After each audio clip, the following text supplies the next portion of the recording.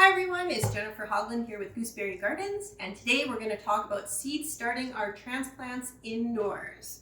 Yay, it's time!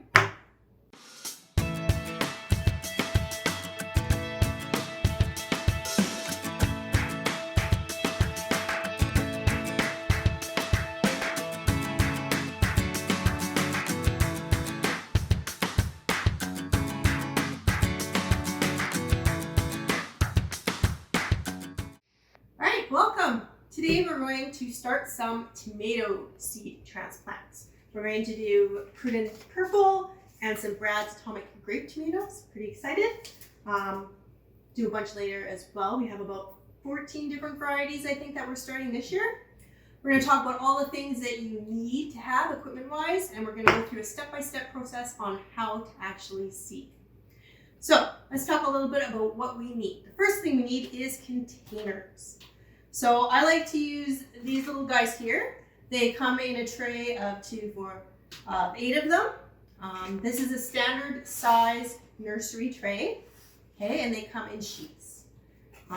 This is the size I prefer to start with. You can go bigger depending on what you're starting. I just find that this gives me enough room to start everything that I need all at once because I have quite a bit going and I need the smallest size containers possible. Okay, you can also use recycled containers if you like. Things like yogurt containers, but you do need to make sure that you have drainage holes in the bottom, okay, very, very important, especially for starting seeds, okay, and you want to make sure that you can clean them as well as humanly possible, okay, sterilized preferably. You can do that with hot soapy water or use a sterilization cycle on your dishwasher. That works as well. We don't want to carry over any disease or any fungus from previous years into this year. Clean slate, okay? You can also use peat pots or coir pots. Those also work just as well, and they do biodegrade. Okay, you do need to buy new ones every year though, something to think about. All right, so that's containers. Next thing we need to talk about is our soil. All right, seeds have all the nutrition that they need inside that little seed capsule for them to germinate. So our seed starting mix doesn't need to have a lot of nutrition in it. I like to use this seed starting mix. It works well. You can also use potting soil and compost, about a 50-50% mix of each of those. That will work just as well. We need to make sure that we have a soil mix that is very well draining and also moisture retaining at the same time. Our seeds need to be consistently moist to germinate, but not damp. We don't want them to rot. All right, so seed starting mix. Once we pot up our seeds into larger containers, they're going to need some more nutrition. Okay, they've already sprouted. I like to use potting soil once we reach that point. And we're going to do a separate video all about potting up our transplants into larger containers. All right, next thing we need to talk about is seeds. All right, a couple things to keep in mind when we're purchasing seeds. We can get them from lots of places online. There's lots of seed companies out there. Lots of Canadian ones if you want to support local, as well as all your garden centers and even the big box stores all have seeds. A couple things you need to pay attention to though. We want to make sure that we read our seed packages and determine when exactly we need to start our seeds. Okay, very important. Many of them indicate when to start based off of our last frost date. And here in Calgary, our last frost date is around May 23rd. Okay, tomatoes we tend to start about 4 to 6 weeks before our last frost date. Okay, but always check your seed package. Other things we need to pay attention to with our seeds, we want to know how many seeds are in each package because that can vary widely from 5 to 500 seeds. So make sure you have enough. Okay, also want to check if we are going to seed save. We need to make sure they're open pollinated seeds so that they're true to seed. All right, and anything about the varieties themselves, okay? I always like to try something new each year. This one right here, the atomic grape, is new to us this year for tomatoes. So we're gonna check it out and see how it goes. All right, next, starting our seeds. Okay, step by step. So what we're gonna do is take our container, fill her up with our seed starting mix. And I'm gonna make a big mess all over my table here. All right, so I got all my soil into my container here. I'm going to take another container of similar size and just give it a little tamp down to make sure we got any air holes out. Okay, then what we're going to do is check our package and see how deep we need to plant our tomatoes. All right, tomatoes go about 1/2 inch deep. So I'm going to take just the back of any old pen, okay, and make a little hole in here about 1/2 inch deep. All right, then we're going to take our tomato seeds.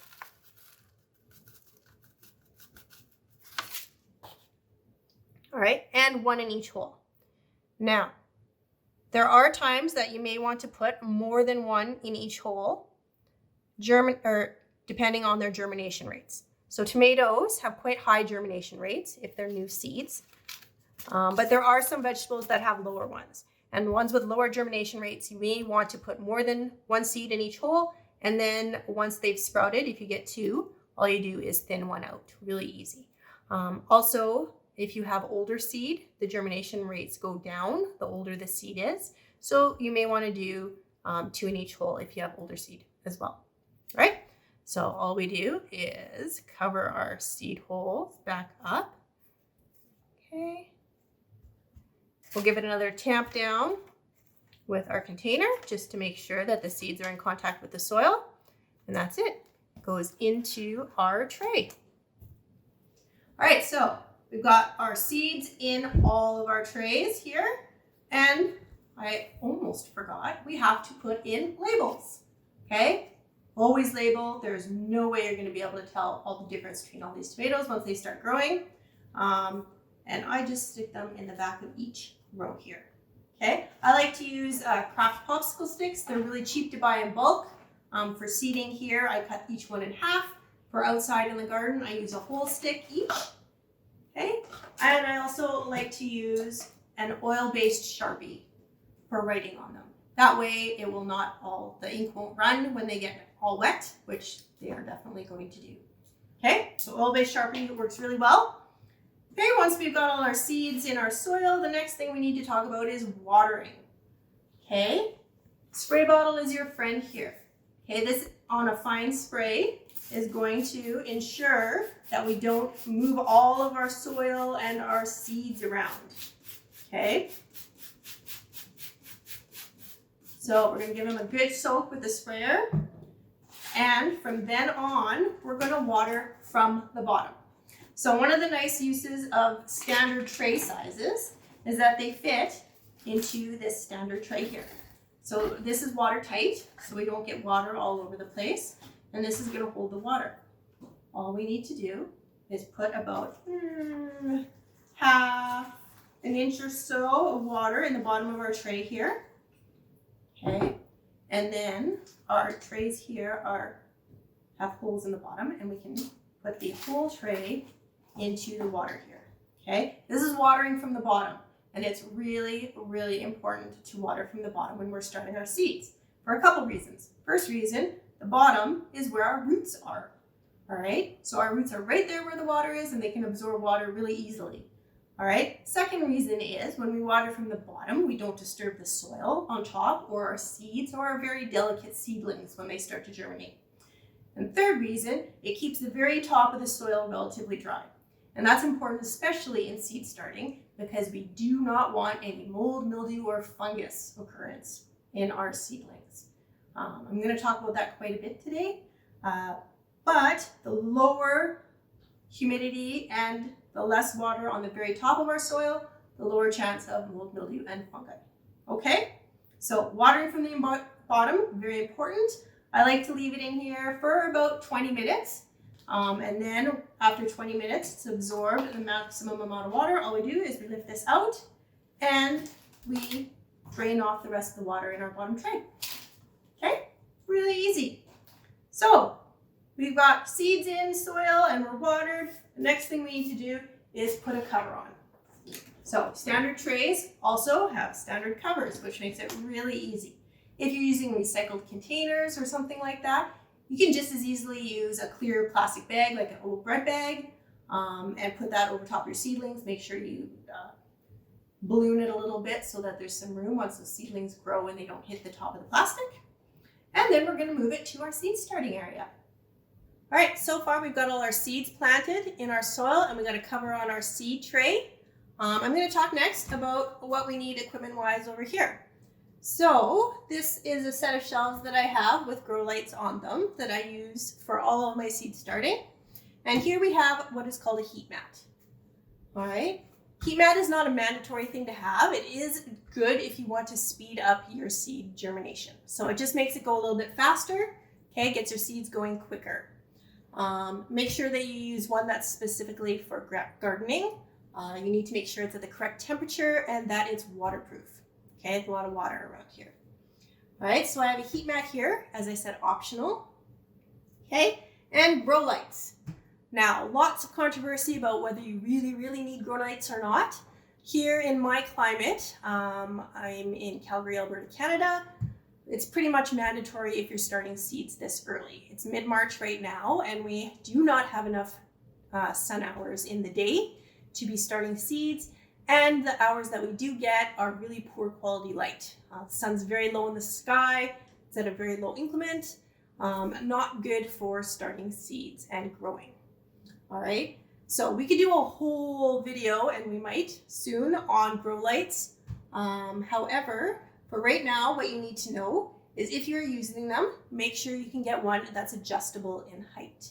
All right, you need to make sure that your light can go up and down. I have mine here on chains so that I can move them up and down as my seeds grow. You want your grow lights about 2 to 4 inches above the top growth of your seeds, okay? So you need to be able to move them as we grow. All right, so I've moved my tray in here. I've got a cover on, got heat mat on, got light on, and all we do is make sure that it is kept watered and wait. Once our seeds germinate, we do have some work to do.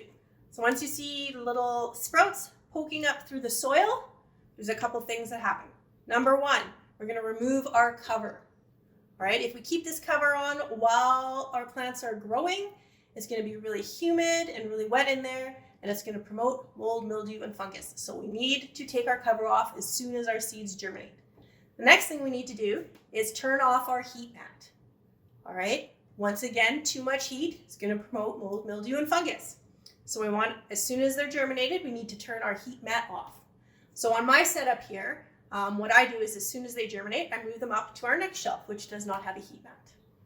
All right, and our second shelf here. Here I have some peppers that are already growing. Okay, notice our light, very close to the top of our leaves. And once we've taken the cover off, turned off our heat mat, made sure our light is on, we have one more thing that we need to add, and that is a fan. All right, you can use a little tabletop fan, you can use a big floor fan if you want, just keep it a little bit far apart. And all the fan is going to do is blow air gently over our seedlings. Okay, this is good for a couple reasons. Number one, it's going to promote really strong, sturdy stems. I like to say that when we're starting seeds, we want trolls, not supermodels. Okay, short, stocky, wide stems, not tall, skinny stems. Okay, that will be healthy and strong seedlings when they're short and wide. Okay, and having the fan on and that movement is going to help them grow wide, strong stems. Okay, it's going to build up extra tissue in the stems, and that's what makes it grow wider. The other thing a fan is going to do is it's going to keep the top of the soil here quite dry. Remember, watering from the bottom, right? So the top of the soil is going to be a little bit dry. Once again, it's going to reduce mold, mildew, and fungus. All right? So fan is important. Lights on, fans on, and then all we do is wait for them to grow. These are the peppers that we've started that I just showed you. Just brought them down on the table here so we can get a little bit of a close-up. I planted 2 of these at a time in each hole because I had some seed that was a little bit older and I wasn't sure how well they were going to germinate. So I have thinned out all of these except for this one right here. I see another one is coming up here. All we're going to do is take some sharp nose scissors, okay, and we're going to cut this off right at the soil line. All right, we do that so we don't disturb the roots of any of the seedlings that are left. Very important. Okay, don't forget, these are microgreens. I know it doesn't look like much now, but when you're doing a whole bunch at once, microgreens, good to eat, very nutritious. All right, a couple other things we want to talk about here is seed leaves and true leaves. These guys, the seed leaves, sorry, also called cotyledons, are the very first leaves that appear when our seedlings are growing. So for example here, these two and these guys are the seed leaves. This one is just starting its seed leaves. Okay, with dicots, which peppers are, you have 2 seed leaves. And with monocots, which many of our grasses and grains are, you only have 1 seed leaf. Okay, it's important to know the difference because we need to know when to pot up our plants. So these true leaves right here are just starting to form. Once these guys get to full size, that is our indication to pot up these plants. All right, we're gonna do our next video on how to pot up and go through that process step by step for you. Okay, so that's about it for seed starting our transplants indoors. I hope you all learned something. Thank you for watching our video. Next video, we're going to talk about potting these guys up into bigger pots and exactly how to do that. And after that one, we're going to talk about transplanting them out into the garden. So thank you for watching, everyone, and yummy gardening.